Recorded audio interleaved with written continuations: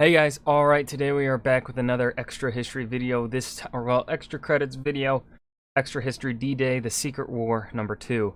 I had intended to start a new series, but apparently I took a look at my channel, and I saw, I started their D-Day series back in August. So, we have another extra history series to go through before we start a new one, I guess. Oopsies. I am very forgetful. I wouldn't be surprised if there's about 5 other YouTube series that I started and still haven't finished. I mean, I still have to go through Napoleon on Epic History TV. I'm taking a while. But anyways, let's go ahead and learn more about D-Day. I completely have forgotten what they covered in the first part, so let's go ahead and just dive right in.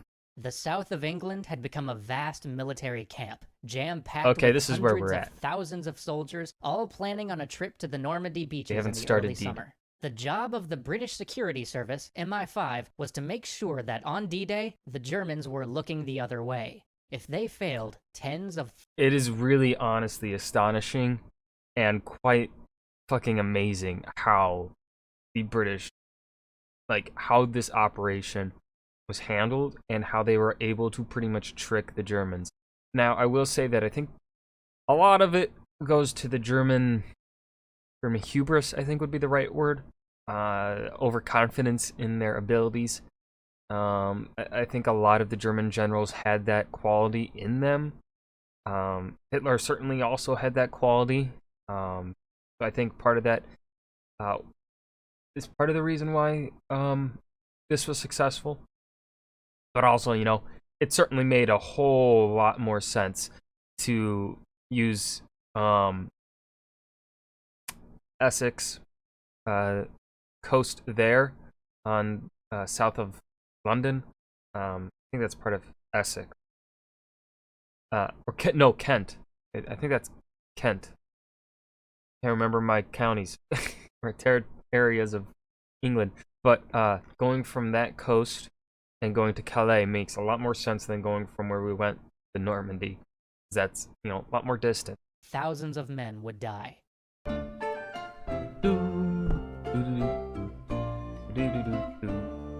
This episode is sponsored by Wargaming. New players can download World of Tanks and use the code NEPTUNE for free goodies. Link in the description. In August 1942, desperate to score a success in the face of an unending string of military setbacks and defeats, the Allies carried out a daring raid on the French port of Dieppe. But the Germans were ready for them, fortified and prepared for the attack. It was an unmitigated disaster, leaving almost 4,000 Canadians dead on the beaches. This catastrophe convinced everybody that when the real invasion of France came, the Germans must not be prepared for it, or D-Day would mean destruction. This was, of course, going to be... Even with the and I'm sure Extra History will cover this when they get to it, when they get to the part of landing, but D-Day was still a very close call despite the Germans not quite knowing where the Allies were going to land. Because naval invasions are the hardest fucking thing. And yeah, it's like you have to have an extreme, overwhelming amount of numbers to succeed in a naval invasion. But even then, it is chance because the Germans had a lot of time to prepare for this. They had a series of fortifications. They were ready. They were ready. Tricky. By 90 days after D-Day, the U.S. Army alone planned to have 1.2 million men with all of their equipment in France. Holy you can't shit. just hide that under a bit of camouflage netting. And so was born Operation Fortitude, the most ambitious deception... Did they spell that wrong? Did they say fortitude or fortitude? Plan in military history. Little mistake. The operation wouldn't pretend that there was to be no invasion. That would be impossible. Instead, their goal would be to fool the Germans about how many were coming, when they would land, and where they would land. Yep. Army groups were positioned around Britain to confuse the Germans. The British Fourth Army was stationed in Scotland, supposedly preparing to attack Norway. Oh, yeah, makes General sense. George Patton became the proud commander of the first U.S. Army group stationed on the English coast opposite... For those that don't know, I do not like Patton. He's overrated. He's not that good of a general. He cost more American lives than were necessary to win battles. Yeah, that's all. That's what I'll leave. I mean, I would say he was I guess, a charismatic guy for his troops. I mean, people in the army liked him, but he was not. I don't think he was a good tactician or strategist. The Pas de Calais, the closest. But Omar Bradley, that was Kiss. Probably I would argue he's probably the best general the U.S. had in World War II. Crossing to France. The British. Bradley or Eisenhower, of course. But I mean, Eisenhower's more famous, so underdog Bradley. I kind of want to give it to Bradley. Fourth and the U.S. First were somewhat unusual armies in that there were no actual people in them. They were completely fake, made up, non-existent. This was the Allies had this is such a crazy story, and I just can't believe it's a real thing. I really can't. It's just soldiers wild. To spare. They were all needed in France for the actual invasion. So to get the Germans to fall for this massive bluff, the film industry was called in. They created a brilliant illusion, an entire dummy army. Wooden aircraft, inflatable tanks, 250 fake landing craft. 2 fake corps headquarters were invented, pouring out a constant stream of radio drivel. No way, really? Oh my god. That's just fucking crazy. At one point, King George VI even made an official inspection visit. Oh yeah, I've heard of this. Inspecting row after row of blow-up tanks and real troops who had been bussed in for the day. All while the daily newsreel broadcast this inspection to the world. George even managed to look thoroughly impressed.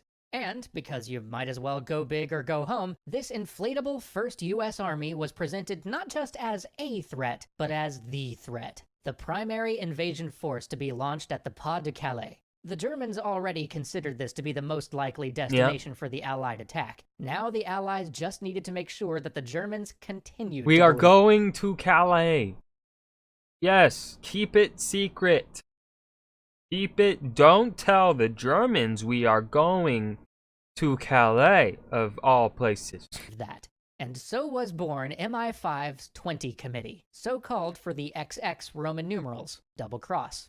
Double Cross fed the Germans a constant stream of highly credible intel, They're gonna get a combination of utter rubbish and brilliant information. Real though, check out that Calais invasion. Delivered just too late to be useful. Back in 1939, the British had turned a German agent into a double agent. He was pretty useless, but he had told MI5 everything they needed to know about how the German Secret Service communicated with their agents. The 20 Committee...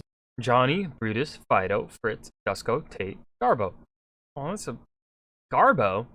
Seems kind of mean. Used this information to create an entire network of double agents. By D-Day, Germany's entire network of spies in Britain was owned by the 20 Committee. One agent was a Catalan codenamed Garbo. I think I've actually heard his story before. A fictitious network of 27 agents who bombarded the German embassy in Madrid with messages.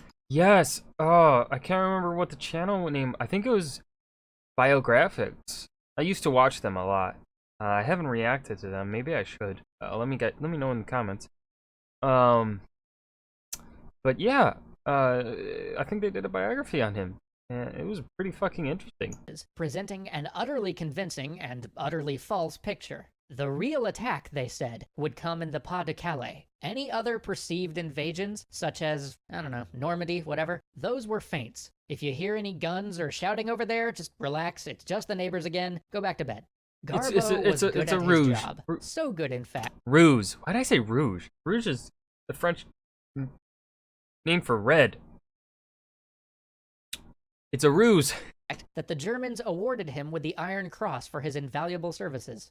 The danger, though, was that even if they fooled the Germans before the invasion, once the Allies landed, the deception would be over. Yep. All German military strength in France would be concentrated on Normandy, and the Allies would then, no doubt, be driven back into the sea. So, a series of new operations were concocted to convince the Germans that other invasions would follow the first all along the coast of France. Secrecy was critical. To help the invading forces, a complete photographic map of all of the beaches was needed.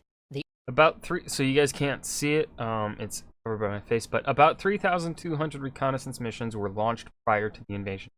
Holy shit. RAF and USAAF ran hundreds of photographic missions, but they needed more. So the public were asked to send in all of their holiday beach photos. Then the toy maker Huh. Chad Valley was commissioned to take this intel and make a vast map of the operational area in jigsaw puzzle form for easy mobility. The jigsaw map was delivered by 2 men in 2 pieces. Neither of them knew which was the real one, and once the delivery was complete, neither was allowed to leave headquarters until D-Day was over.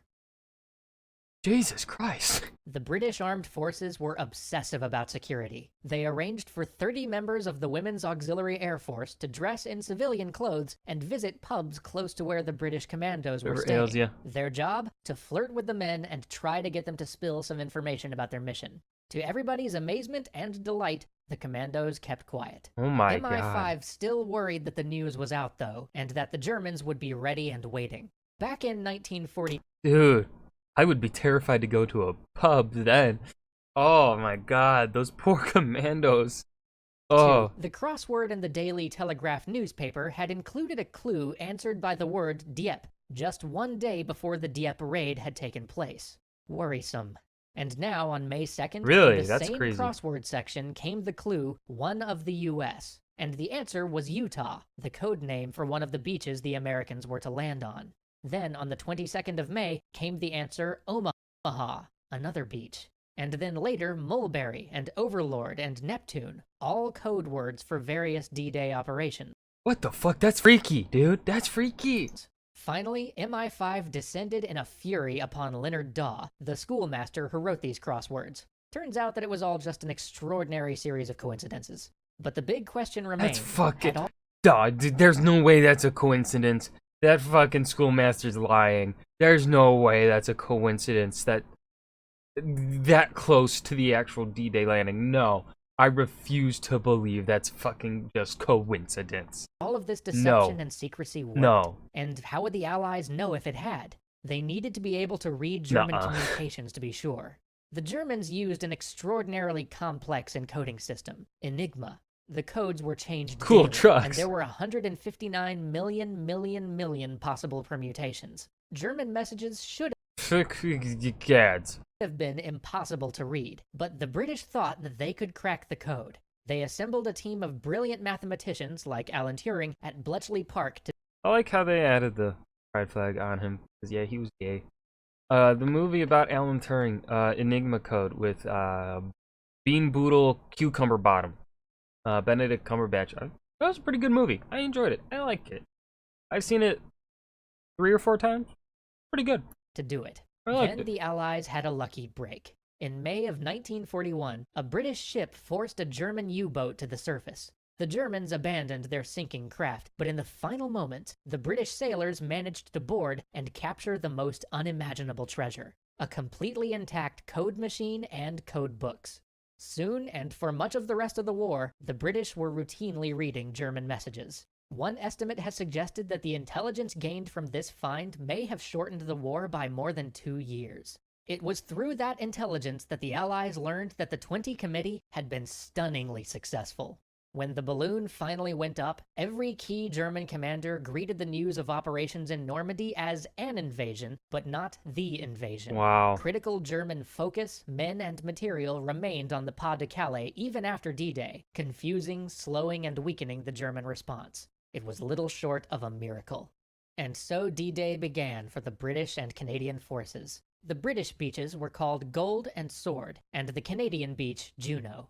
Churchill had insisted on proper names rather than silly code names, saying that no mother wanted to hear that her son had given his life at the Bunny Hug landings. The British parachute drop, despite massive confusion, achieved most of Dude, the paratroopers, I think, what was it? They had like 90% casualty rate? I think, depending on the that was for the paratroopers, I think. So use paratrooper, ugh. But then I think for the first wave of landing on the beaches, I think that was also upwards of like 90% casualty rate. Whoa, that's terrifying. That's objectives in the terrifying face to of think about. incredible odds. 700 men and a complete glider train of artillery were supposed to be sent to capture a critical German battery, but when all of the equipment and most of the men were lost in the landing, the 150 remaining soldiers, armed only with rifles and Sten guns, took the battery nonetheless. It's 7:25 a.m. at Sword Beach. Mine-clearing tanks thrash the sand. Sappers run beside them to disable mines and obstacles, frequently falling to enemy fire along the way. Then come tanks and flamethrowers throwing themselves at the German defenses on the dunes. And only then come the landing craft to release their cargoes of men. In the chaos, the schedule collapses in only half an hour. The beach has become a tangle of men, machinery, twisted wreckage, a chaos of dead, dying, and living. The air is filled with the roar of gunfire. Every moment is a drama of comedies, tragedies, and moments of heroism. But despite the cost, the landing at Sword was remarkably successful. By 9 p.m., many units were off the beaches and moving inland. At Juno, Canadian losses were heavier, but they soon broke through the coastal defenses, as did the British at Gold. The landing plan had worked amazingly well. And then the Americans suffered almost everywhere a the lot. German coastlines had been rolled up, and the Allies had Specifically at complete control Omaha. of the air. The Luftwaffe was nowhere to be seen. Now was the time to strike hard and fast into the interior, to exploit the Germans' shock and seize the vital objectives, including the major town of Caen. There was a period of calm as men brewed up to recover from the initial assault, and then they moved inland to link up with the airborne units. Unfortunately, the beachheads behind them were a massive traffic jam. The roads were chaos, and their armor support was still fighting their way through that traffic to reach them. And the Germans continued to fight hard. Key strongpoints resisted and slowed the British and Canadian infantry's advance. At 6 p.m., a unit of the King's Shropshire Light Infantry came under heavy fire 3 miles short of Caen and dug in for the night. With little armored support, pressing the attack and capturing the town was not an option. That night, men lay across a 60-mile stretch with their weapons, peering into a darkness lit by flares, tracer, and shells. D-Day had been a remarkable success, but as elite German divisions approached, the fight for Normandy was about to begin, and it would be harder than any could imagine. Okay, that was the end of the video. That was... I think their D-Day... So far, their D-Day series, at least this episode, this is a strong episode. Obviously, they left out the American side. I'm sure they'll talk about the Americans in part 3 or 4. I mean, that's all part of D-Day. I think I know a little bit more about the American side than I do English and Canadian side. Just because, you know, American schooling and education. But yeah, that was D-Day, The Secret War, Extra History number 2. I hope you guys enjoyed. I certainly did. Remember to hit that like button and subscribe for more. And I will see you guys in the next video. Peace.